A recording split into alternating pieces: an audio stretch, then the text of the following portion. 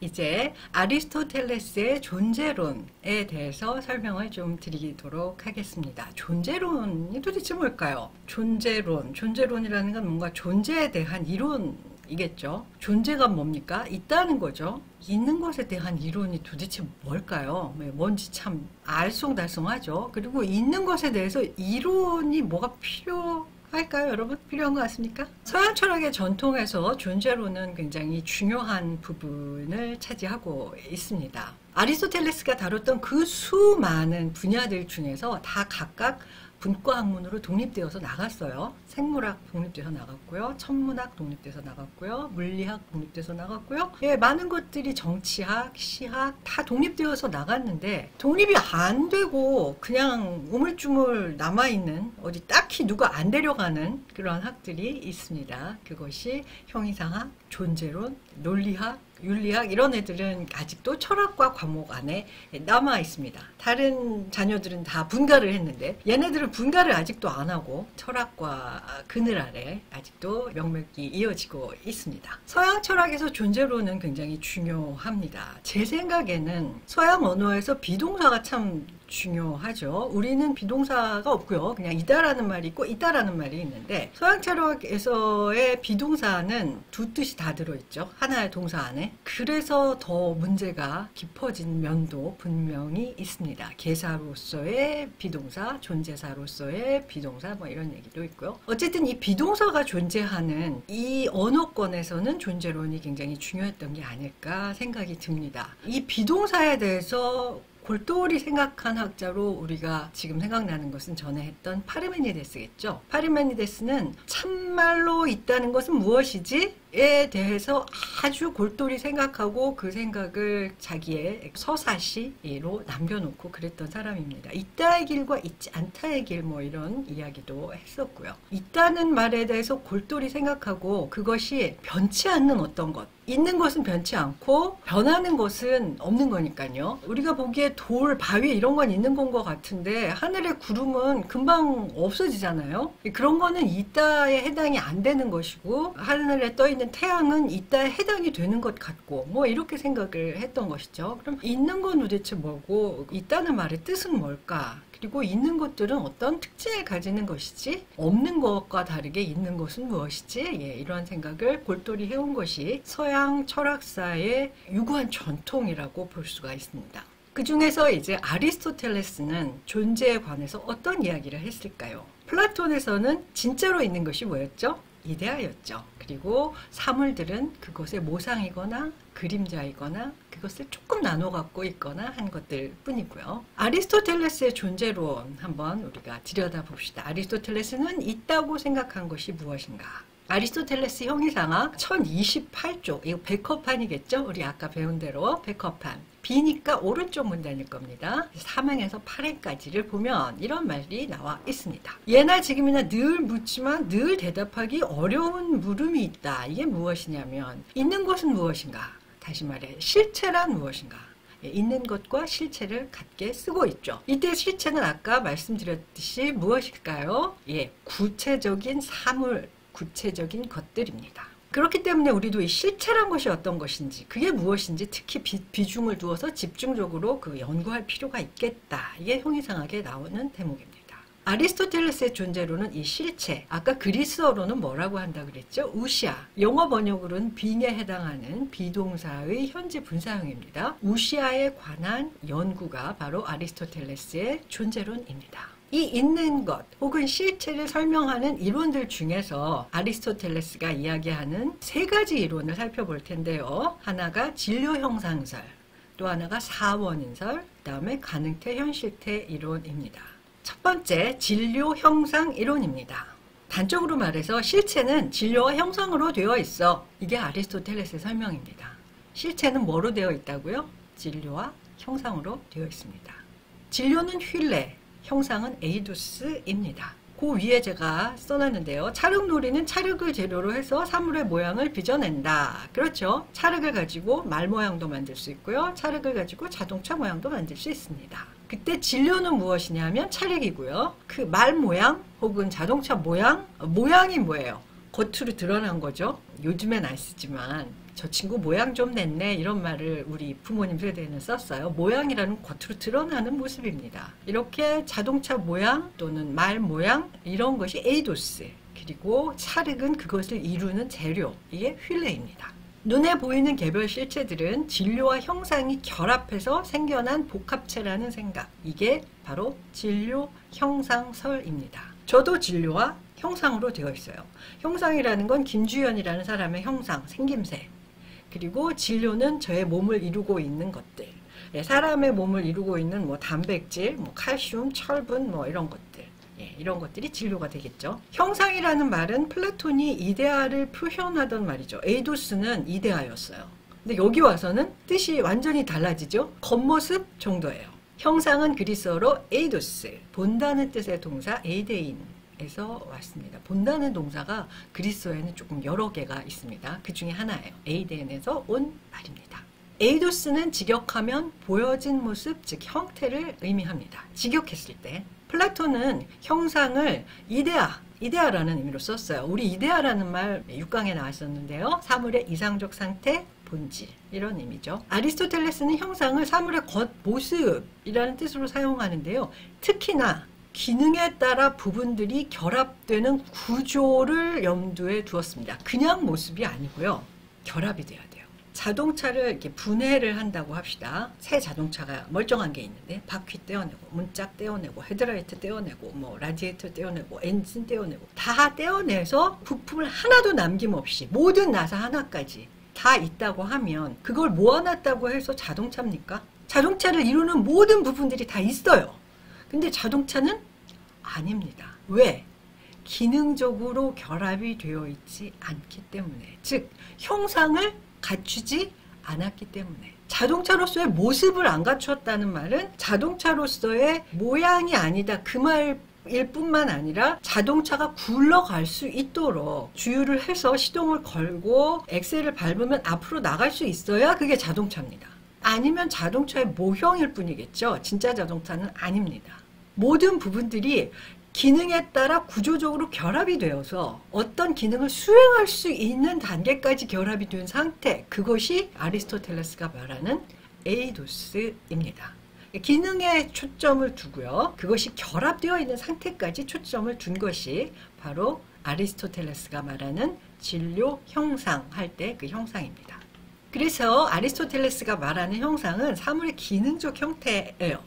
박제된 곰이 있다고 쳐봅시다. 진짜 곰하고 똑같이 생겼어요. 살아있는 곰을 박제한 것이니까. 그거는 그런데 형상의 겉모습은 곰이지만 그것은 곰으로서 기능을 하지 못합니다.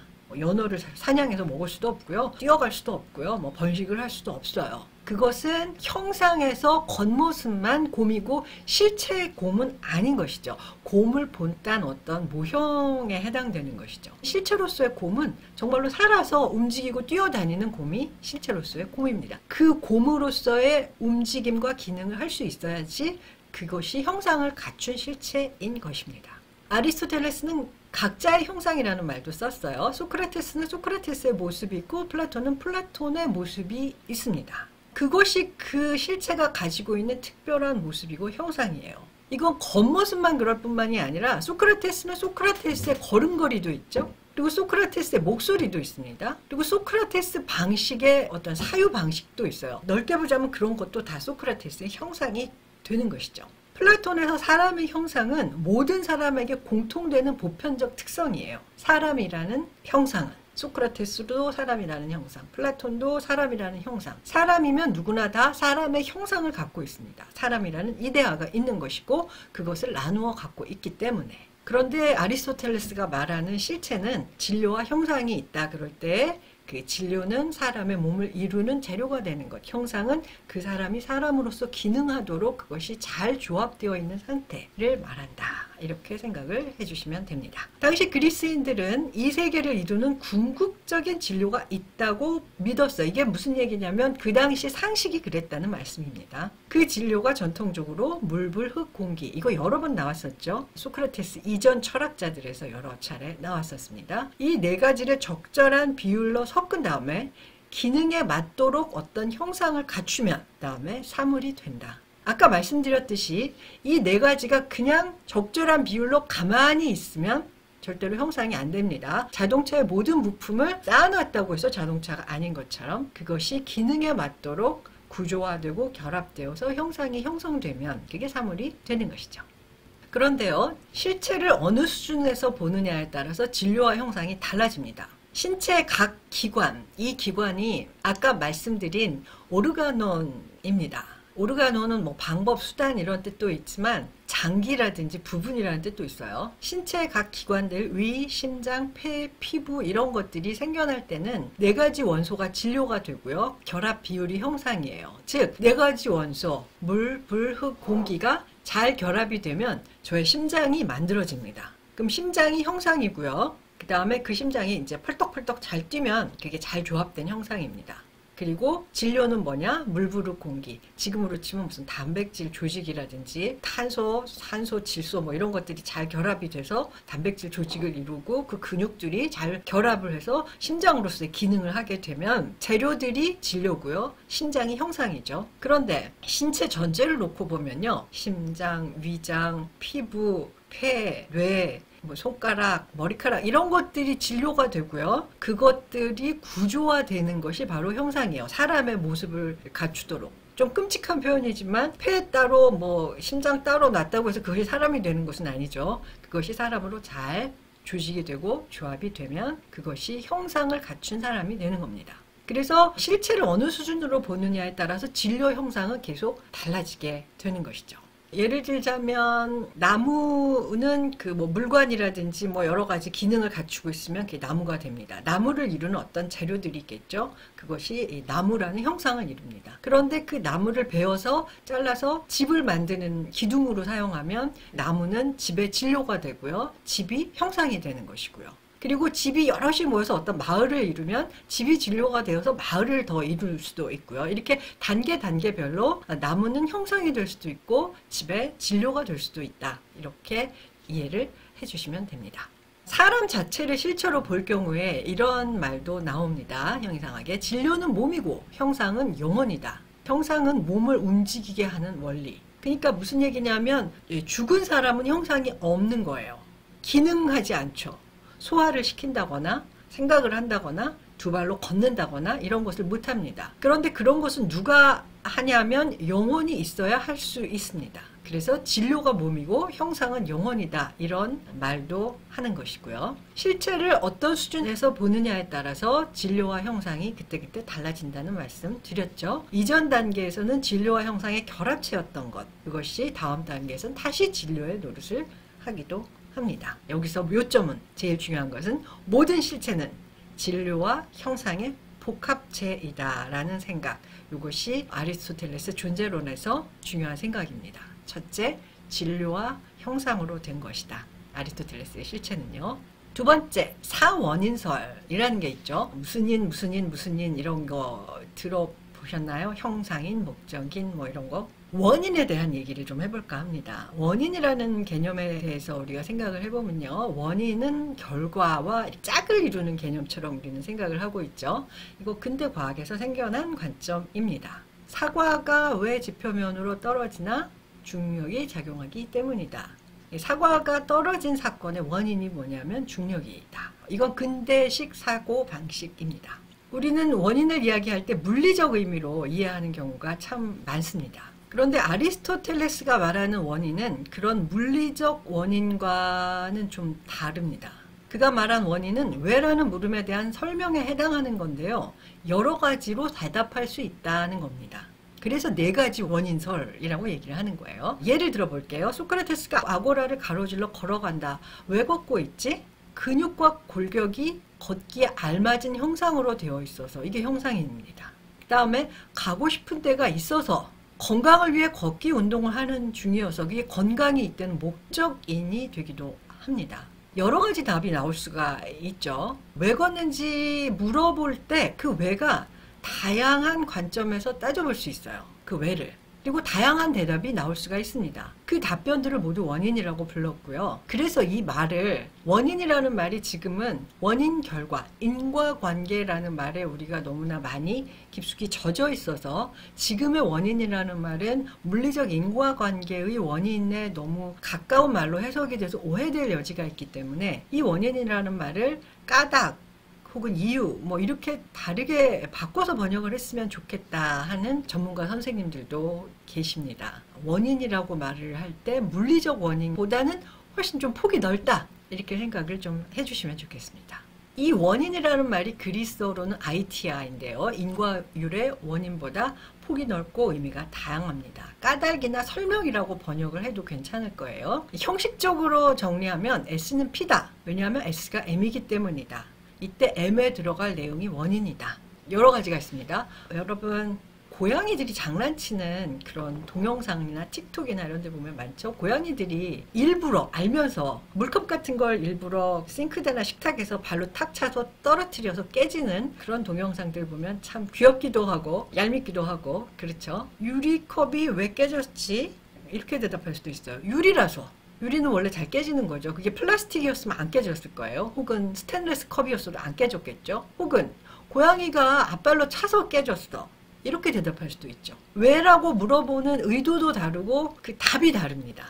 이게 왜 깨졌어? 하고 물어봤더니 유리라서 깨졌지. 그럼 아 그거 말고 누가 이거 밀었냐고 이렇게 물어보면 아 고양이가 그랬어. 이 컵이 왜 깨졌지? 고양이가 밀었으니까 깨졌지. 고양이가 밀었어도 왜 깨져? 플라스틱 아니었어? 아니야 그거 유리야. 플라스틱인 줄 알았는데 유리였네. 유리라서 깨졌구나.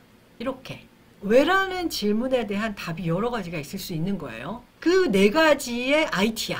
왜 물어봤을 때 대답할 수 있는 게 네 가지랍니다. 사물을 구성하는 진료의 특징으로 인한 원인, 진료인, 유리라서 이런 거. 형상인, 사물의 형태적 특성. 이 형태적 특성에는 기능적 구조를 하는 형태적 특성이라는 뜻이 반드시 들어있습니다. 그때가 형상인. 작용인은 외부에서 그 사물에 끼친 영향. 고양이가 앞발로 차서 그래.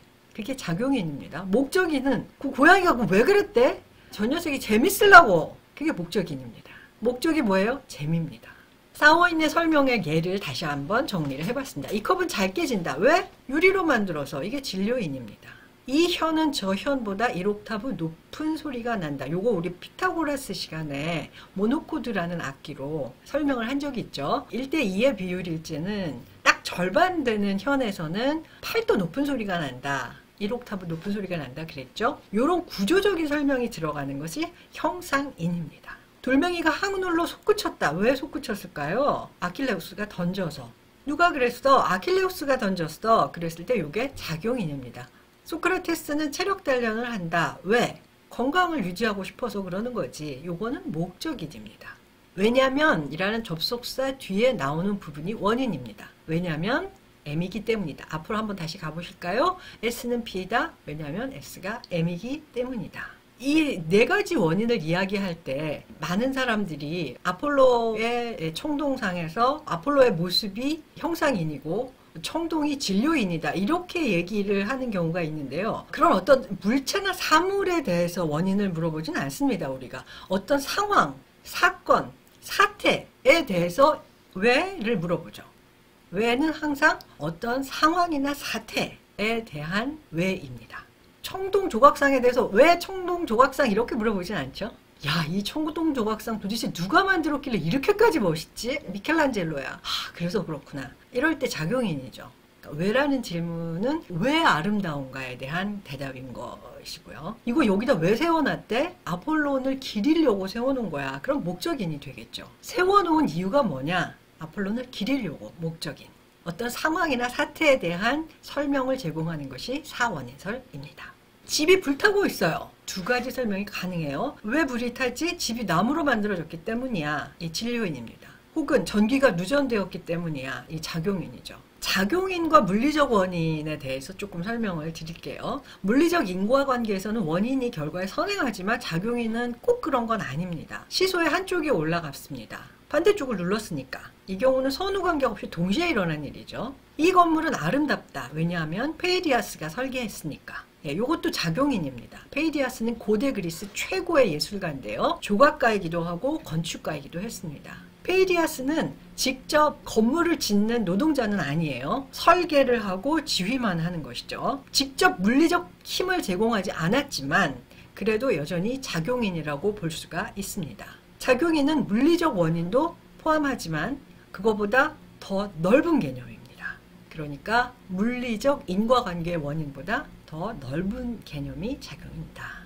사원인설의 의의라고 한다면 왜라는 물음에 대해서 답할 수 있는 답변이 굉장히 관점이 다양하다는 사실을 아리스토텔레스가 드러냈다는 사실이죠. 학문적으로 유의미한 관점이 뭐뭐 있는지를 네 가지로 확정을 한 것입니다. 학문적으로 이 네 가지의 아이티아는 중요한 아이티아들이다. 이거를 확정했다는 점에서 사원인설의 의의를 우리가 찾아볼 수가 있겠습니다. 다음으로 실체를 설명하는 세 번째 개념인데요. 가능태와 현실태입니다. 가능태와 현실태는 무엇일까요? 파르메니데스는 있는 것은 항상 있고 안 변하고 있지 않은 것은 항상 있지 않다. 있지 않은 건 절대로 생겨나거나 그러지 않는다. 그러니까 있는 거는 그냥 계속 쭉 있고요. 없는 거는 그냥 계속 쭉 없습니다. 변화란 일어날 수가 없습니다. 그래서 생성소멸을 부정하는 것처럼 보입니다. 진심이었는지 어쩐지는 모르겠으나 파르메니데스가 있다라는 말을 아주 깊이 천착해서 논리적으로 사유해 봤더니 이런 결론에 이르렀다는 것이죠. 변화는 있는 것이 없어지거나 없던 것이 생겨나는 것이기 때문에 있는 것과는 다른 것이다 라는 것입니다. 변화를 설명하려면 있다와 있지 않다의 이분법적 대립을 넘어서야 합니다. 그래서 그 이후에 다원론자들이 어떤 운동을 했냐면 현상의 구제. 현상은 모든 것이 있다 사라지고 끊임없이 변화하는 이 현상 만물을 설명하려면 그러면 어떻게 해야 되지? 파르메니데스의 이론도 맞는 것 같고 현상도 설명하고 싶고 두 가지를 다 잡고 싶어. 이게 현상의 구제라는 학문적 움직임이었죠. 그래서 다원론자들이 생겨났는데 아리스토텔레스는 다른 답변을 내놓습니다.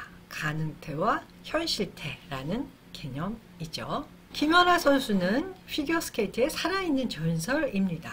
2010년도에 금메달 땄을 때 너무너무 아름다운 스케이팅 모습. 지금은 은퇴해서 여러 가지 다른 좋은 활동들을 많이 하는 선수지만 언제라도 링크에 나가면 우아하고 멋지게 스케이트를 탈 수 있어요. 그 김연아 선수에게는 그 스케이트를 탈 수 있는 능력이 잠재되어 있습니다. 이것이 가능태입니다. 근데 몸을 움직여서 직접 링크에 나가서 스케이트를 우아하게 탄다. 그러면 그 능력이 발휘되어서 현실태가 되는 것입니다. 조성진 피아니스트를 잘 칠 수 있는 가능태를 갖고 있습니다.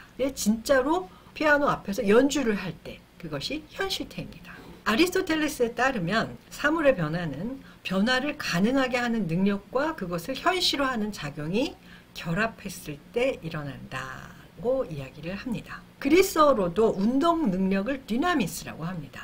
그리스에서 운동을 참 중요하게 생각을 하죠. 운동을 하는 김나지움이 따로 있었고요. 올림픽이 고대 그리스에서 있었죠. 운동하는 능력을 디나미스, 실제로 운동하는 활동을 에네르게이아라고 하는 것입니다. 그래서 디나미스를 우리말로 가능태, 에네르게이아를 현실태 이렇게 번역을 한 거예요. 아리스토텔레스는 운동 분야에서 쓰였던 두 개념을 철학 분야로 가지고 와서 요거를 실체를 설명할 때 사용을 합니다. 일상어로는 능력과 운동이라는 뜻이지만 철학에서는 가능태와 현실태로 번역을 합니다. 아리스토텔레스는 실체라는 새로운 개념으로 여러 가지를 변화를 설명하려다 보니까 가능태와 현실태라는 개념을 운동에서 갖다가 씁니다. 새로운 이론을 말해야 할 때 그 새로운 이론을 설명할 언어는 아직 없어요. 그럴 때가 많이 있습니다. 기존의 언어로 설명할 수밖에 없는 상황이 생겨요. 기존의 언어를 가져다가 새로운 현상을 약간 비유적으로 하면서 설명하는 이런 일들이 이론이 발전할 때 많이 생겨납니다. 그래서 옛날에는 디나미스와 에네르게이아가 운동 용어였는데 지금은 철학 용어가 된 것이죠. 가능태라는 건 무슨 얘기냐? 변화의 능력이 있는 상태. 아직 X는 아닌데 장차 X가 될 수 있는 능력이 내재한 상태입니다. 현실태는 그런 능력이 발휘되어 현실화된 상태입니다. 아리스토텔레스는 생물학을 좋아했으니까요. 그래서 이 개념도 생각한 것이 아닐까 싶습니다. 식물을 예를 들어 보면 씨앗은 아직 꽃은 아닙니다. 그런데 장차 꽃이 될 능력이 내재한 상태로 존재를 합니다. 코스모스 질 때 그 꽃 씨앗이 있고요. 민들레도 질 때 씨앗이 이렇게 홀씨처럼 퍼져나가죠. 해바라기도 가운데 보면 씨들이 있다가 해바라기 꽃잎이 떨어지고 나서 그 씨앗을 심으면 내년에 해바라기가 나는 것이죠. 씨앗은 꽃의 가능태이며 꽃은 씨앗의 능력이 현실적으로 구현이 된 현실태입니다. 그러면 닭이 먼저인가 달걀이 먼저인가? 누구도 대답할 수 없는 어려운 질문입니다. 그런데 아리스토텔레스라면 분명히 닭이 먼저다 이렇게 얘기를 할 겁니다. 세 가지 이유에서 그렇습니다. 첫째, 설명의 측면에서 현실태가 우선합니다. 가능태를 설명하려면 반드시 현실태가 먼저 있어야 돼요. 즉 꽃이 있어야 이거 무슨 씨앗이야? 아, 코스모스 씨앗이야. 이거 무슨 씨야? 아, 해바라기 씨앗이야. 해바라기, 코스모스가 먼저 있어야 그 씨앗이 설명된다는 겁니다. 달걀을 설명하려면 이거 닭의 알이야. 오리알을 설명하려면 오리의 알이야. 그러니까 달걀을 설명하려면 닭이 먼저 개념으로 주어져 있어야 하지만 닭을 설명할 때 굳이 달걀까지 다 알 필요는 없습니다. 그래서 달걀이 먼저냐 닭이 먼저냐 할 때는 닭이 먼저다. 이게 아리스토텔레스의 설명입니다. 설명의 측면에서 현실태가 우선합니다. 두 번째, 시간의 관점에서 현실태가 우선입니다. 아리스토텔레스는 종으로서의 닭이 먼저 정립되어야 그 다음에 개가 낳는 알을 우리가 달걀이라고 하는다. 그래서 시간적으로도 현실태가 앞선다. 이렇게 주장을 하고 있습니다. 세 번째, 존재의 관점에서 현실태가 가능태에 우선한다. 이건 무슨 말이냐면 가능태는 단순한 진료입니다. 장차 뭔가가 되어야 하고 그런 점에서 그 존재가 아직 실현되지 않은 미완의 상태입니다. 예를 들어서 어떤 사람이 수박이 한 덩어리에 지난 여름에 수박이 비쌌어요. 수박 한 덩어리 2만 원입니다. 그 옆에 씨앗을 하나 놓고 이것도 2만 원입니다. 이것도 수박씨인데 심으면 수박이랑 똑같이 되니까요. 이러면 말이 안 되죠. 가능태는 그냥 단순한 진료로서 장차 무언가 되어야 할, 즉 수박이 되어야 할 잠재태로서의 수박 씨앗은 아직 수박은 아닙니다. 그래서 존재의 관점에서 현실태가 가능태보다 더 완성된 존재입니다. 진료와 형상까지 갖추어 실체로서 가능태보다 더 완성된 존재, 이게 현실태입니다. 그런 의미에서 현실태가 가능태보다 더 우선적입니다. 그래서 그 수박 안에 들어있는 것이 바로 수박 씨앗이기 때문에 자, 이 세 가지는 사실은 좀 이렇게 겹치는 설명이 있기는 합니다. 설명의 측면에서 현실태가 우선이다. 두 번째는 시간적으로도 그러고 세 번째는 존재의 관점에서도 그렇다. 약간 겹치는 설명이긴 하지만 어쨌거나 아리스토텔레스는 달걀과 닭의 문제에서 항상 현실태가 가능태보다 더 우선적이고 우월한 어떤 존재의 지위를 가지고 있다. 이렇게 보았다는 것입니다. 목적의 세계, 변화는 왜 일어나는 것일까? 변화는 왜 일어날까요? 변화를 촉발하는 것, 변화의 능력을 실현하도록 이끄는 것, 즉 씨앗이 그냥 씨앗으로 가만히 있지 않고 왜 자꾸 애를 써서 싹이 트고 자라나서 수박을 맺으려고 하는 걸까? 변화를 이끌어내는 힘은 무엇일까? 아리스토텔레스가 그것은 현실태다. 이렇게 이야기합니다. 꽃은 씨앗이 도달하고자 하는 최종 목적입니다. 씨앗이 가만히 있지 않고 움트고 변화하는 목적이 무엇이냐 하면 그것은 꽃이 되려고 그러는 것이다. 즉 변화를 촉발하는 것은 현실태다. 이게 아리스토텔레스의 설명입니다. 목적으로서의 현실태가 변화를 일으킵니다. 이 관계를 설명하려고 아리스토텔레스가 자주 든 예가 있는데 그것이 바로 건강입니다. 사람들은 건강을 위해서 식사도 하고 수면도 취하고 적절한 운동도 하고 아프면 약도 먹고 이러죠. 건강 자체가 우리에게 식사 조절이나 운동을 하도록 강요하지는 않습니다. 그런데 건강해지고 싶어서 건강하려고 우리 자신이 스스로 움직이는 것입니다. 즉 건강해지고자 하는 건강이라는 목적이 있기 때문에 그 욕구, 건강이라는 목적에 대한 욕구가 운동, 변화를 촉발한다는 것입니다. 씨앗은 꽃이 되고자 하는 욕구 때문에 싹을 틔우고 변화를 시작을 하는 것이죠. 이 세계의 모든 것은 어떤 목적을 향해 움직입니다. 목적을 향한 변화는 그런데 연속적으로 이루어집니다. 그래서 아리스토텔레스의 세계는 목적의 세계입니다. 목적을 향해서 모든 것들이 움직여 나아가는 그런 세계이고요. 그것이 변화를 일으킨다는 것이죠. 씨앗이 발아하고 자라나서 나무가 됩니다. 또 나무를 자르고 다듬어서 집을 지을 수가 있죠. 씨앗이 가능태고요. 나무가 현실태가 되는데 그 나무를 자르고 다듬어서 집을 짓는다면 이때 나무는 집의 가능태가 되고 집은 그것의 현실태가 되는 것입니다. 나무는 씨앗의 현실태이면서 동시에 집의 가능태이기도 합니다. 이처럼 가능태와 현실태는 계속 연쇄적으로 이어집니다. 세상 만물이 연결되어 있다. 아리스토텔레스 처음 시작할 때 꽃들의 장엄 이야기할 때 세상 만물이 다 연결되어 있다는 게 화엄의 사상이라고 말씀을 드린 적이 있는데요. 세상 만물이 다 연결되어 있다고 하는 것, 이것이 또한 아리스토텔레스의 생각이기도 합니다. 씨앗의 목적은 나무이고 나무의 목적은 집이고 집의 목적은 사람이 사는 겁니다. 사람의 목적은 무엇일까요? 그것은 나중에 또 한번 나오게 되니까 그때 말씀을 드리도록 할게요. 세상 만물은 목적을 향하는 일련의 연쇄로 이어져 있고요. 그게 어떨 때는 고리로 서로 연결되기도 합니다. 씨앗은 꽃을 피우는 것이 목적이고 그 꽃의 목적은 열매를 맺는 것이고 그 열매의 목적은 또 씨앗을 남기는 것이고 그 씨앗은 또다시 심겨져서 식물의 순환을 이루는 것이죠. 일련의 연쇄가 있는데 일직선이기도 하고요. 순환 고리이기도 합니다. 어쨌거나 아리스토텔레스의 세계는 목적론적인 세계관입니다. 목적이 사물의 존재 의미를 부여합니다. 우리가 묻는 삶의 의미도 이런 세계관에 기반을 두고 있습니다. 도대체 왜 사는 걸까? 이때 왜는 목적을 뜻합니다. 어떤 목적으로 살고 있는 거지? 이런 것을 뜻하는 것이죠. 이런 아리스토텔레스의 목적론적 세계관에서 목적에서 가장 상위에 존재하는 목적이 있으니 그것이 무엇이냐? 바로 신입니다. 다음에는 이 신에 대한 이야기를 좀 들려드려 보도록 하겠습니다.